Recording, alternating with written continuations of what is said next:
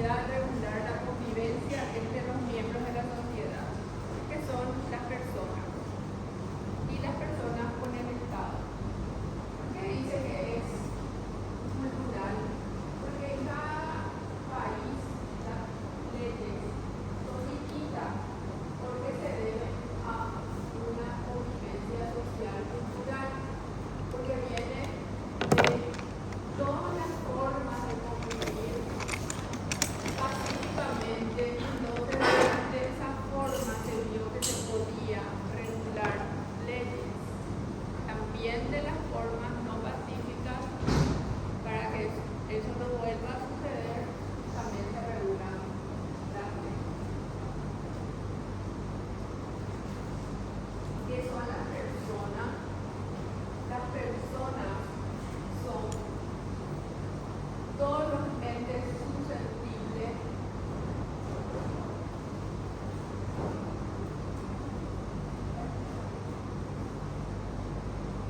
está adelantado un poquito más. Las personas son todos los entes susceptibles de adquirir derechos y contraer obligaciones. ¿Por qué dice susceptibles de adquirir derechos?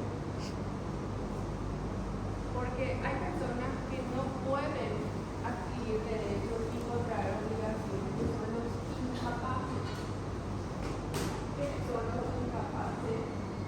Los menores de edad, las personas que están enfermas de la cabeza, ¿verdad? Las personas que están privadas de su libertad, en fin. Hay muchas personas que no pueden contraer obligaciones y que no tampoco pueden adquirir derechos. El Código Civil, al definir una persona, lo hace por vía de la capacidad que ustedes establecen. Vale decir de su aptitud para adquirir derechos y contraer obligaciones. Entonces, las personas tienen que ser aptas para poder adquirir derechos y contraer obligaciones. Existen dos clases de normas que rigen la actividad humana.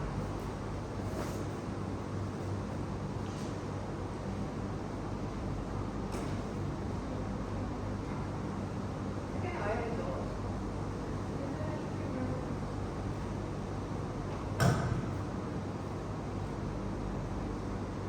Un poquito antes. Ahí está. Ahí está. Dos clases de normas que rigen la actividad humana. Las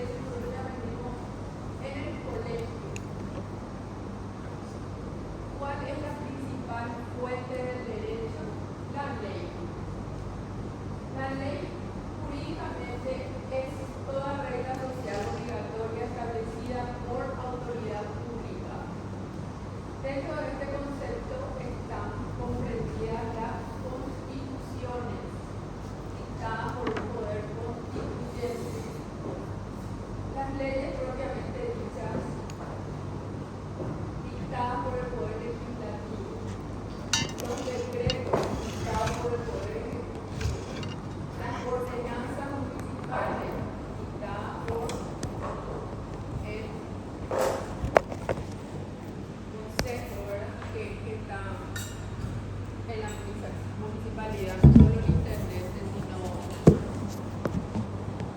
estas son las ordenadas que son muy para nosotros los arquitectos, que tenemos que estar siempre consultando en cada guía. Ahora que tenemos esa facilidad de entrar y ver, nosotros por internet ya tenemos al día las normativas. Siempre tenemos que leer y ver que surgen nuevas, cada cierto tiempo hay nuevas normativas.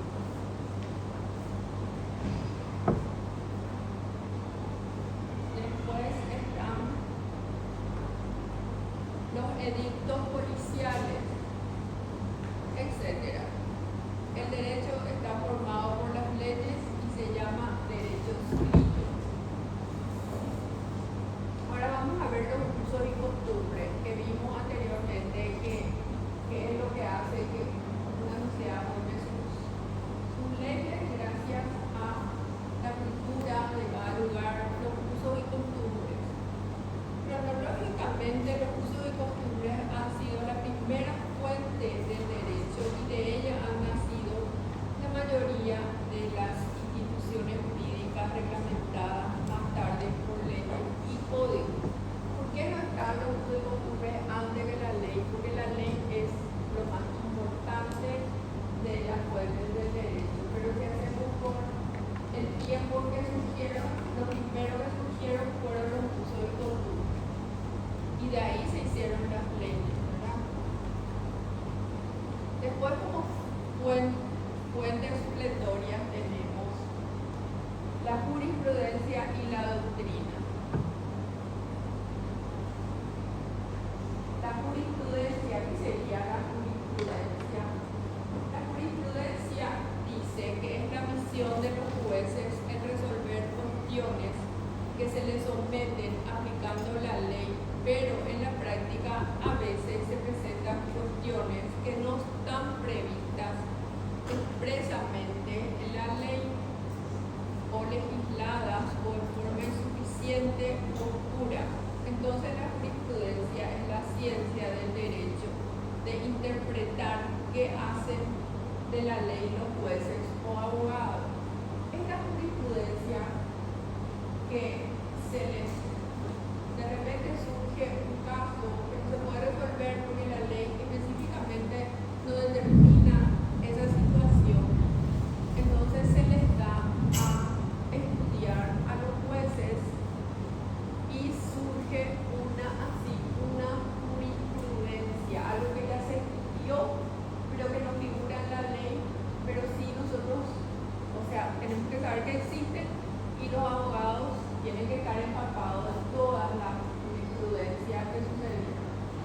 En los Estados Unidos los casos se resuelven por jurisprudencia, porque las leyes allá no son claras para todos los casos y entonces la mayoría de los casos allá se resuelven por jurisprudencia. Entonces los abogados allá tienen que estudiar miles y miles de situaciones y de casos, de estar empapados y saber cada situación y cada jurisprudencia. Acá por suerte son pocas las situaciones que tenemos que recurrir a jurisprudencia, pero son casos que no se pueden resolver, que se resolvieron anteriormente ya con jueces y esa jurisprudencia queda escrita, entonces un nuevo caso se recurre a esa situación que ya ocurrió, que ya pasó, que es una jurisprudencia. Y si no hay una jurisprudencia, entonces surge una nueva jurisprudencia porque se hace el estudio. ¿Y la doctrina qué es? La doctrina es la teoría de derecho donde los tratadistas estudian el derecho y fijan la interpretación correcta de las leyes, señalando normas o principios aplicables a la solución de cuestiones o situaciones no previstas en la legislación.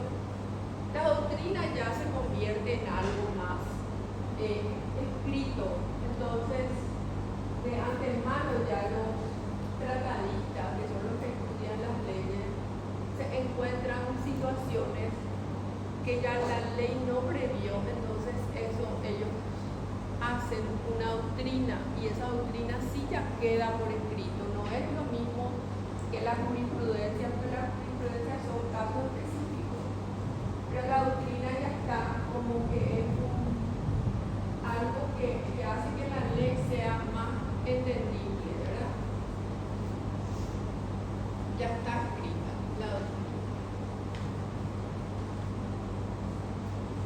Y ahora vamos a ver los caracteres particulares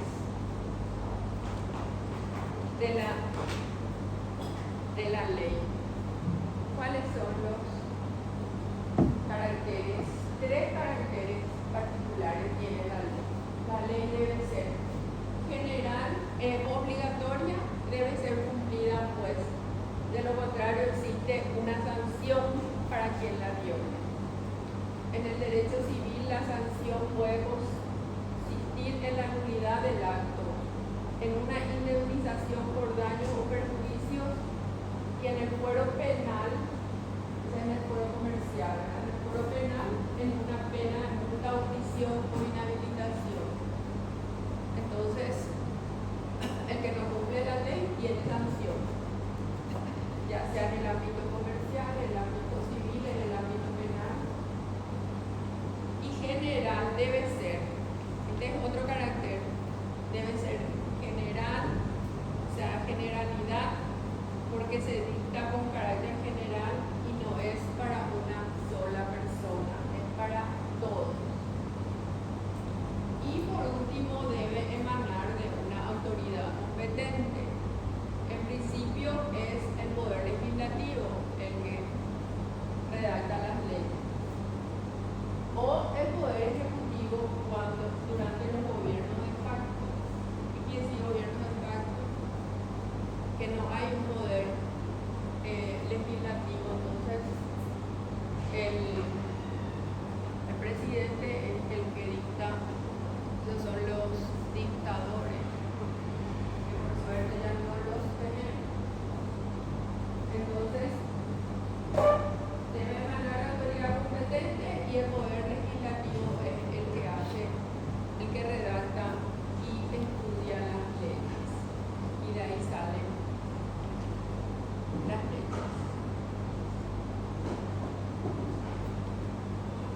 Bueno, como les dije, es cortito el capítulo 1, es todo temas de exámenes. Lo último que dimos también, que son los caracteres de la ley y las fuentes del derecho. Esos son siempre temas de examen, que nosotros ya aprendimos en la escuela. Así que sí o sí ya no me sabe.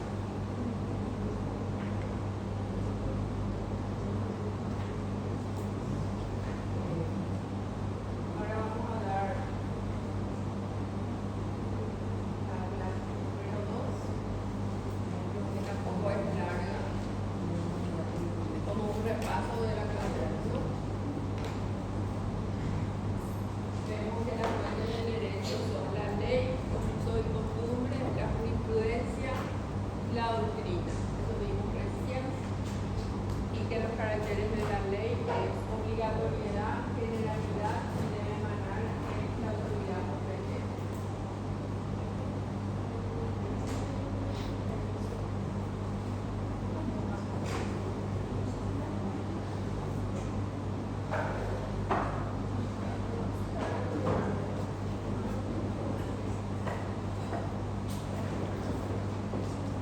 Personas. Recién vimos que las personas son todos los entes susceptibles de adquirir derechos y contraer obligaciones. Dice, de existencia visible son físicas y de existencia ideal son jurídicas. ¿Qué quiere decir esto? De existencia visible somos cada uno de nosotros, con nuestros nombres. Y de existencia ideal jurídica son las empresas. Ahora les voy a ir explicando. De existencia visible son los seres humanos desde su concepción en el seno materno y termina con la muerte natural o presunta, excepto los declarados incapaces. Y de existencia ideal son los entes capaces de adquirir derechos y contraer obligaciones que no son personas de existencia visible, son de existencia ideal jurídica y pueden ser de carácter público o privado. De carácter público es el Estado Nacional, los municipios y departamentos, las entidades autárquicas, la Iglesia Católica, y de existencia, de carácter privado son las asociaciones, las fundaciones que tienen el objeto del bien común, las asociaciones civiles y comerciales, todos deben aprobar su estatuto autorizado por el gobierno para funcionar. Y acá también están todas las empresas que dicen de carácter privado.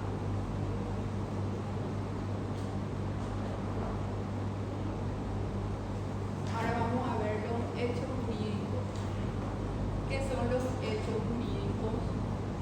Son acontecimientos susceptibles de producir alguna adquisición, modificación, transferencia o extinción de los derechos y obligaciones.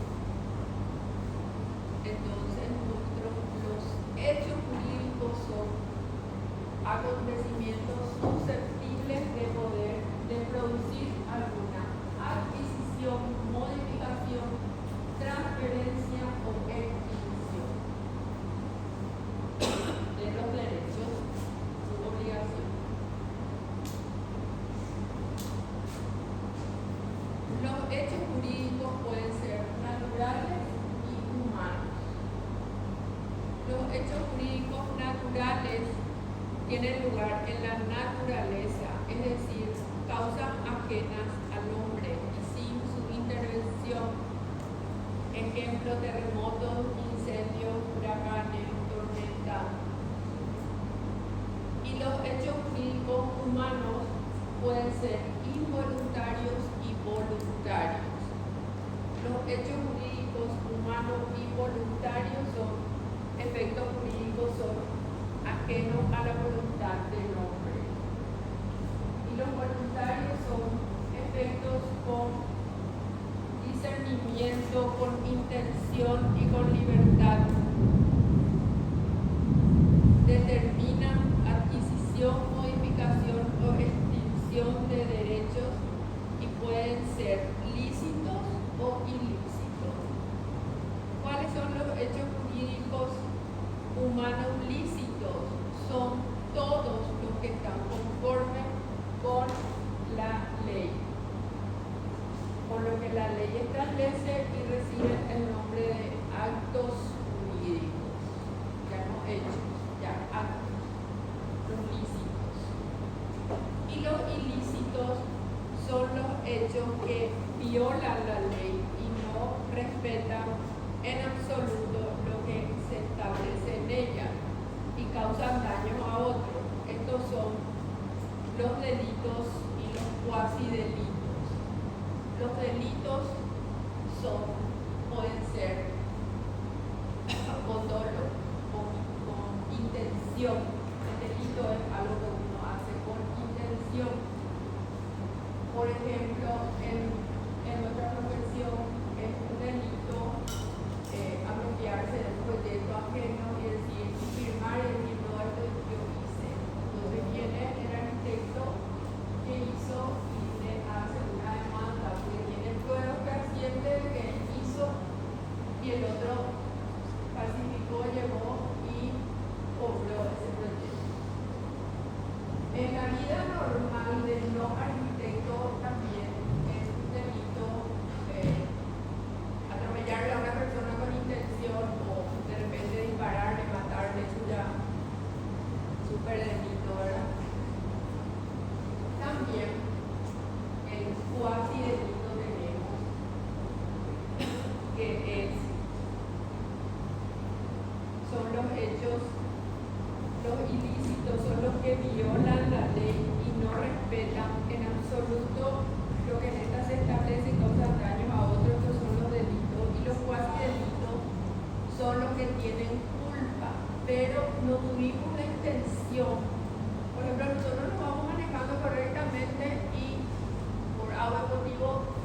chocamos sin intención, pero sí tenemos culpa. Entonces es un cuasi delito. Ustedes siempre van a escuchar los casos que es con culpa, con dolo o que es culposo, ¿verdad? Doloso o culposo son las palabras que usan mucho en los casos. Cuando hay noticias en la tele, dice, ese es un caso culposo porque hizo con intención, con culpa. Y es un caso doloso, perdón, con intención. Y un caso con culpa nomás, que es culposo, tuve la culpa, pero no tuve la intención, ¿verdad?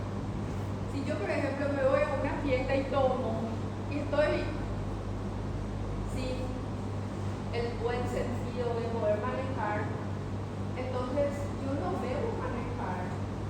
Y si yo manejo es con dolo, con intención, porque yo tuve un accidente y estoy con mi grado alcohólico altísimo, entonces es un delito, porque nosotros sabemos correctamente que no debemos manejar en ese estado.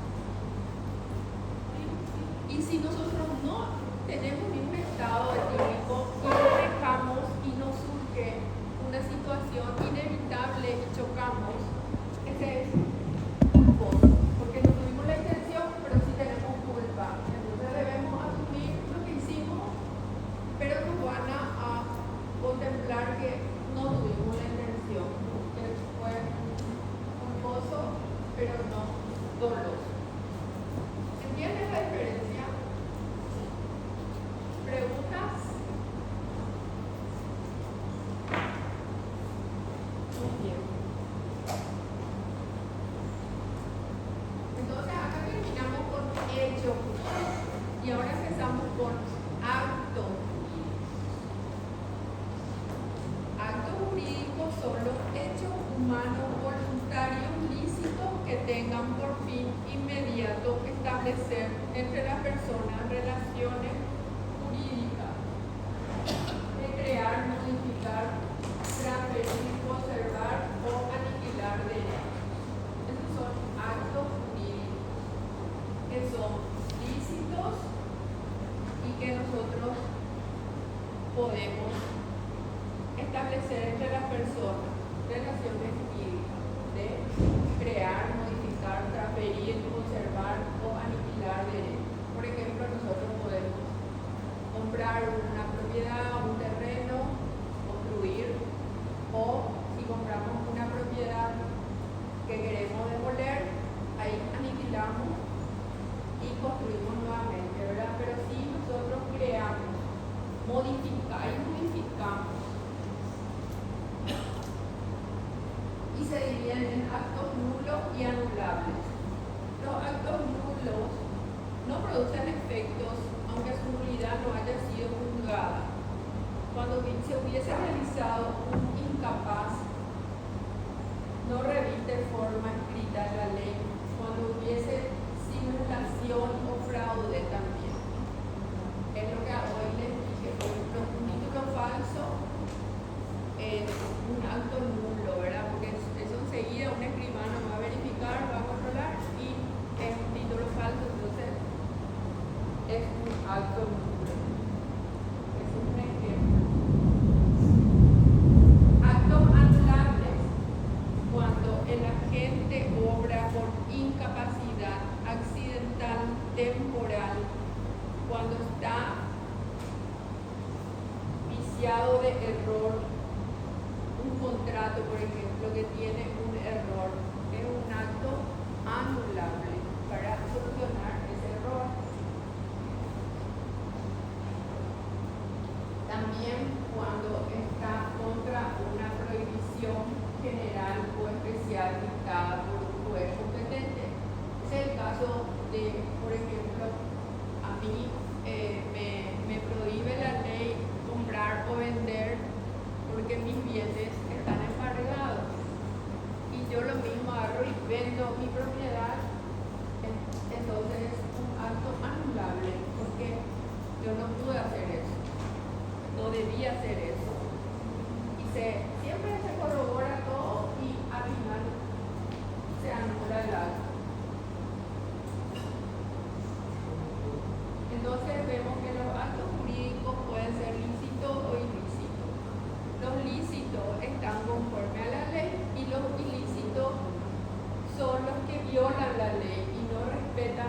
absoluto lo que en esta se establece.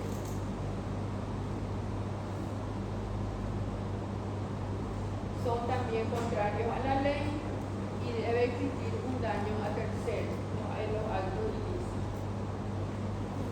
Y se dividen otra vez los ilícitos en delito y cuasi delito. El delito interviene el dolo, considerado como una acción imputable y sometida a una sanción penal. Eso ya les expliqué que es un delito, ¿verdad? Y el cuasi delito interviene la culpa. Son actos u omisiones en hacer o no hacer y puede tener un daño personal o un bien patrimonial.